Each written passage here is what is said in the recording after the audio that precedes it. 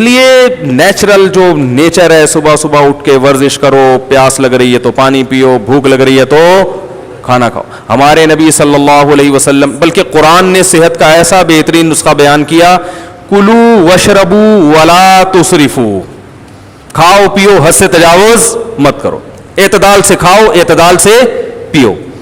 مسئلہ خراب ہوتا ہے جب ہم حدود سے تجاوز کرتے ہیں, کھانا ایسے کھاتے ہیں کہ اس کے بعد دنیا میں کبھی ہمیں کھانا دیکھنے کو نہیں ملے گا. پانی بھی ایسے پیتے ہیں کہ پورے پورے جگ پیتے, پیاس لگ رہی ہوتی ہے تو تمیز سے بھائی ایک گلاس پیو, تھوڑی پیاس بجھ جائے گی, پھر دوبارہ پیاس لگے تو پھر پی لینا. افطاری میں دیکھیں نا پورے پورے جگ کیسے انڈیلتے ہیں. تو ہر چیز تمیز سے. اسی طرح جب بات چل پڑی ہے تو ایک اور بات بتا دوں, یہ بھی بہت زیادہ سوال اٹھایا جاتا ہے کتنے گھنٹے سونا چاہیے. دیکھو جب سے آدم علیہ السلام آئے ہیں نا, اس وقت تو ڈاکٹر بھی نہیں تھے.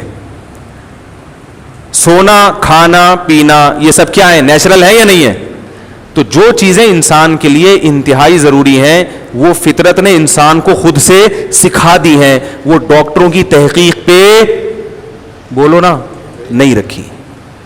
سونا انسان کی بنیادی ضرورت ہے. کتنا سونا ہے یہ آپ کی باڈی آپ کو خود بتائے گی. ڈاکٹر دیکھو کتنا کھانا ہی باڈی بتاتی ہے نا. اب کوئی آدمی آ کے پوچھے حکیم صاحب مجھے کتنی روٹیاں کھانی چاہیے, حکیم بولے گا بھائی تجھے ایک روٹی کی بھوک ہے تو ایک روٹی کھا, تیرا 4 روٹیوں سے پیٹ نہیں بھرتا تو 4 روٹیاں کھا. تو ہر آدمی کی صحت کے حساب سے الگ ہے نا. اس لیے آج کیا ہم نے دیکھا ہے سب کی زبانوں پہ 8 گھنٹے سونا صحت کے لیے انتہائی ضروری, 8 گھنٹے سونا صحت کے لیے پوستی بن چکے ہیں لوگ. پوری قوم تمیز سے سو رہی ہے, حالانکہ 8 گھنٹے بہت ہے, بالکل ضروری نہیں ہے 8 گھنٹے صحت کے لیے. تجربہ کر کے دیکھ لیں آپ کی نیند کتنی ہونی چاہیے, جتنی نیند کے بعد آپ فریش ہو جائیں وہ نیند آپ کی صحت کے لیے ضروری. تجربہ کر کے دیکھیں, رات کو 4 گھنٹے تسلی سے سوئیں اور اٹھیں, اس وقت تو تھکاوٹ ہوگی, اٹھ کے جب وضو وغیرہ کر کے مسجد میں آئے آپ بالکل فریش ہو چکے ہوگے. یہ اس کی علامت ہے کہ آپ کے لیے کتنے گھنٹے ضروری تھی رات کی نیند, 4 گھنٹے. اگر آپ فریش نہیں ہو تو آپ بڑھا دو اگلے دن ٹائم, سمجھ رہے ہیں. اور اگر آپ 4 گھنٹے فریش ہیں, آپ 3 گھنٹے سو کے دیکھیں, 3 گھنٹے کے بعد بھی فریش ہو رہے ہیں, اس کا مطلب آپ کے لیے رات صرف 3 گھنٹے کی نیند بھی کافی تھی. ہر ایک کی باڈی, ہر ایک کی خوراک, ہر ایک کی عمر, اس کے لحاظ سے سونے کا معیار مختلف. ہر ایک کا کھانا جیسے دوسرے سے مختلف ہے نا, تو ہر ایک کا سونا بھی دوسرے سے مختلف. دماغی کام زیادہ ہے تو نیند بھی خود بخود, دماغی کام دھیلے کا نہیں کر رہے آج کل لوگ. ہر وقت فضول چیزوں میں, انٹرٹینمنٹ میں اور ان چیزوں میں دماغ تھوڑی تھکتا ہے. ان چیزوں میں دماغ تو فریش ہوتا ہے, اور نیند لے رہے ہیں گھوڑے بیچ کے سو رہے ہیں. سوتے ہیں ایسا رات کو 2-2, 3-3 بجے سوئیں گے اور 12 بجے اٹھ رہے ہیں. اور یہ بھی ایک غلط فہمی ہے کہ چھٹی والے دن زیادہ سونا چاہیے, پورے ہفتے کی تھکاوٹ اترتی ہے. 100% غلط ہے, 100% غلط ہے. اگر آپ پورا ہفتہ تھکے ہوئے ہیں تو اس کا مطلب یہ نہیں کہ پورے ہفتے کے نیند کو گھنٹوں کو جمع کر کے اتوار والے دن گریوی لگائیں, وہ ایسا کچھ نہیں ہے. اگر آپ 4-5 گھنٹے گہری نیند سو جاتے ہیں تو پورے ہفتے کی تھکاوٹ بولو بھائی اتر جائے گی اس سے. تو میں, اگر آپ اجازت دیں, بیان تو سورہ ملک میں نہیں ہو رہا, اگر آپ مجھے اجازت دیں تو میں سلیپ مینجمنٹ کے حوالے سے کچھ چیزیں آپ کو ساتھ کو بتا دوں. پھر آپ بولتے ہیں یار ہم اصلاحی بیان سننے آتے یا سونے جاگنے میں لگا دیے مفتی صاحب. یہ بھی ہماری شریعت کا حکم ہے نا, کہ تبلیغ میں نکل کے کیا کہتے ہیں, کم کھانا, کم سونا اور کم باتیں کرنا, یہی بولتے ہیں نا. تو کم سونا بھی ہماری شریعت کا حکم ہے تاکہ ٹائم کو ضائع نہ کیا جا سکے. صحابہ دیکھو قرآن میں صحابہ کے کیا اوصاف ہیں, راتوں کو اللہ کی عبادت کرتے ہیں.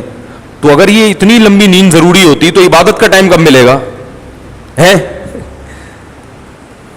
تو 2 چیزوں کو نیند میں فوکس کرنا بہت شدید ضروری ہے. زیادہ کھائیں گے تو زیادہ سونا پڑے گا, زیادہ کھاؤ گے تو زیادہ سونا پڑے گا, زیادہ پیو گے تو بھی زیادہ سونا پڑے گا. یہ ذہن میں رکھیں. جیسی پانی جاتا ہے نا تو بھی ہمارے جسم کے جو پارٹس ہیں وہ اپنے کام کرنا شروع کرتے ہیں, وہ بھی تھکتے ہیں. پانی میں اتنا نہیں تھکتے. اب ایسا نہ ہو بلا وجہ پانی کم کر کے وہ کوئی بیماری نہ پیدا ہو جائے. جتنا عادت بن چکی ہے وہ اس عادت کو تو بہرحال اب اس کو تو لے کے چلیں. خام خامے نہ پھوڑنا شروع کر دیں. تو سونے میں دو چیزوں کو اگر آپ نے کنٹرول کر لیا نا تو آپ بہت تھوڑا سو کے نتائج بہت اچھے حاصل کر سکتے ہیں. نمبر 1, رات کو جلدی سونا. سمجھ رہے ہیں؟ رات کی چند گھنٹوں کی نیند دن کی کئی گھنٹوں کی نیند سے بہتر ہے. دوسری بات, دن میں قیلولہ لازمی کرنا ہے دوپہر کھانے کے بعد, ایسی کی تیسی. سمجھ رہے ہو؟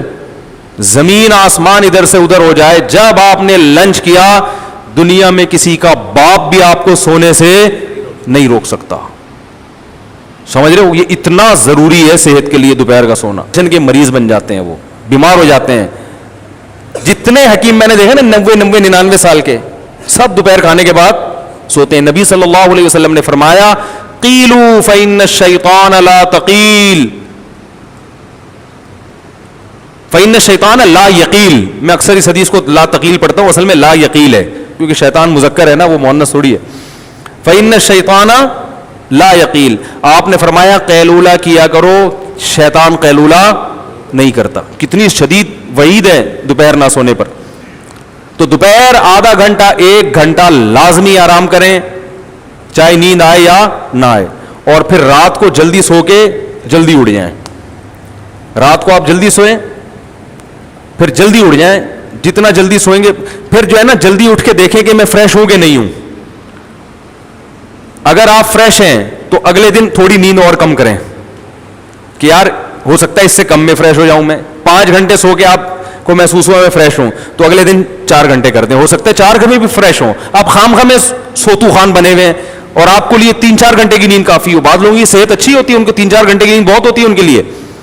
تو ایسے نیند کو آہستہ آہستہ کم کرتے ایک مقام ایسا آئے گا, آپ کو پتا چل جائے گا بھائی بلا وجہ میں 6-6 8-8 گھنٹے سو رہا تھا, میں تو اتنی سی دیر سو کے بھی کیا ہو جاتا ہوں, فریش ہو جاتا ہوں. سمجھ میں آ رہی ہے کہ نہیں آ رہی؟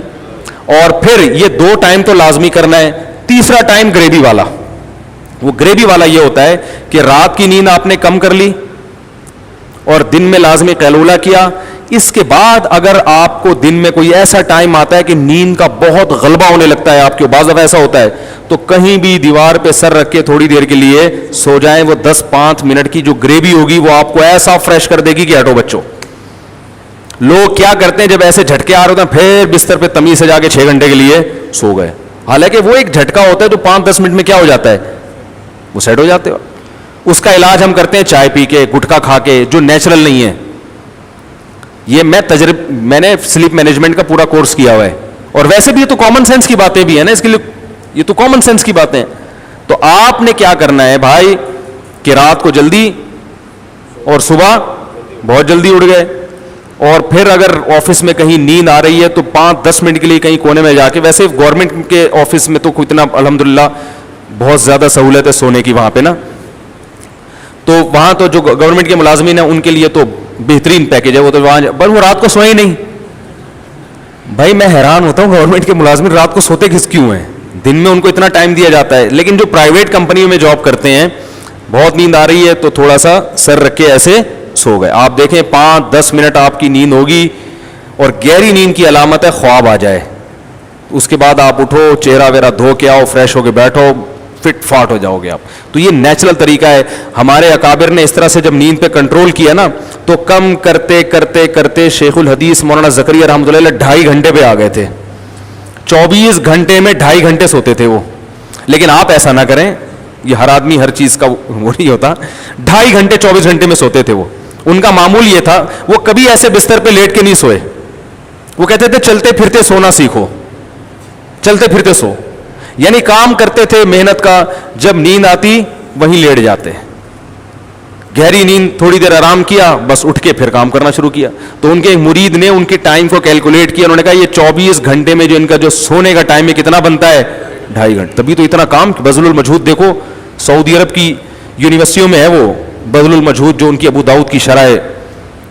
تو لیکن میں نہ خود اس پر عمل کرتا ہوں نہ آپ کو کہوں گا. ہماری صحتیں کمزور ہیں, تمیز سے سو جایا کرو بستر پہ لیٹ کے, لیکن کم کریں اس نیند کو.